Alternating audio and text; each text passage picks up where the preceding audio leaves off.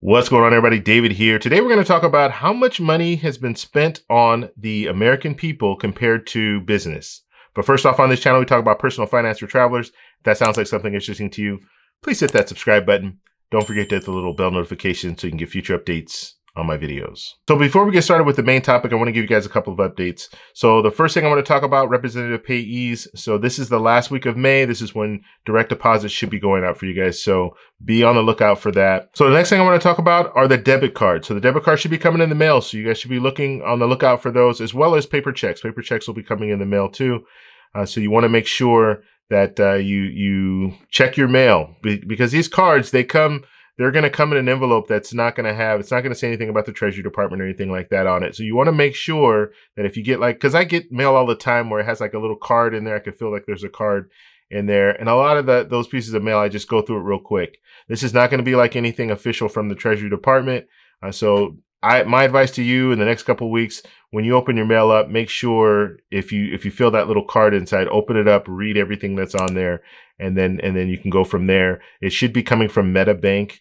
So if you do see MetaBank in the letter, then that's probably what the card is. So I just wanted to remind you guys, make sure if you get mail and it has a card inside, check any mail that comes out with a card inside. You're going to want to check it. Also, I want to mention the U.S. Postal Service. You can sign up now and have your mail scanned. So they'll scan a picture of your mail. That way you can see the front. So if you see the front, then you'll know what should be coming to you. And if there is a situation where you see that this mail should have arrived and it hasn't arrived, then you'll know, okay, someone either tampered with your mail or something.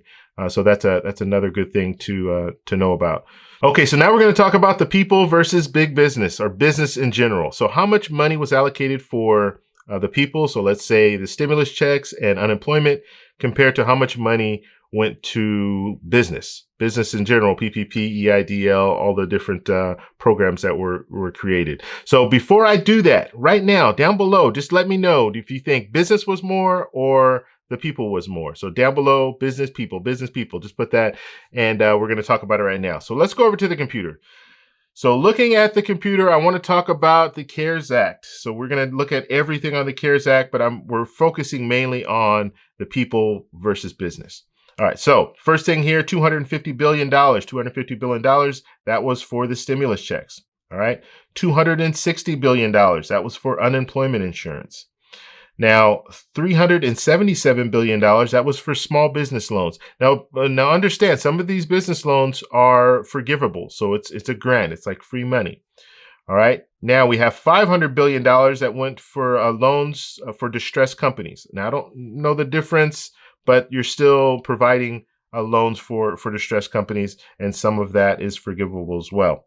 All right. And the other stuff here, so this is to assist state and local governments, and then hospitals. So we're not going to look at the bottom two. Okay, we're not going to put those in the mix. We're just looking at these, and then they created another kind of an interim bill, and that was the $484 billion that they allocated for that, and that was $320 billion, and that went for the PPP program. That was to refund it because basically they ran out of money and they needed more money, and so that's what they did there. So looking at this, I already added everything up. So if you're going to look at for the people, let's say the unemployment as well as the stimulus checks, that's $510 billion. So you have $510 billion here. Now looking at the programs that they provided for business, loans, grants, forgivable loans and all that, we're looking at about close to $1.2 trillion. So more than twice as much money went to big business compared to the people. And I'm going to start saying the voters, because that's what it comes down to. We are the voting public. And in situations like this, where you're seeing there's argument back and forth, or I don't know if we have enough money to have another stimulus check. We need to wait and see. When you start hearing all that stuff, just think 1.2 trillion, 510 billion. And you're the voters, right? We all know that business, they have lobbyists and they do push money towards politicians, but we have that vote, right? Businesses don't have that vote. but we do. So we need to start thinking along those lines. And when you're looking at that money, it's really unfortunate when you look at it and you say, well, wow, less than half the money. And that's not even including, if you want to just talk about stimulus checks, okay, 250 billion. That's it, 250 billion. It's a lot of money, but 250 billion compared to 1.2 trillion, it's a huge difference.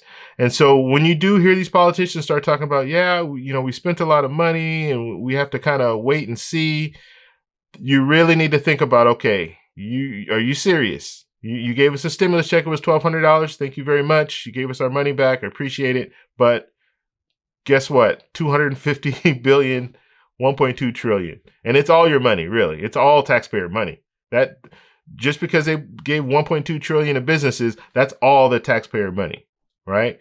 So, I mean, there's an argument, yeah, businesses pay taxes. Okay, they do. But you know what? They pay less taxes than the average person. And that's just a reality when it comes to when you're looking at how much per person we're paying in taxes. Our percentages are higher than businesses.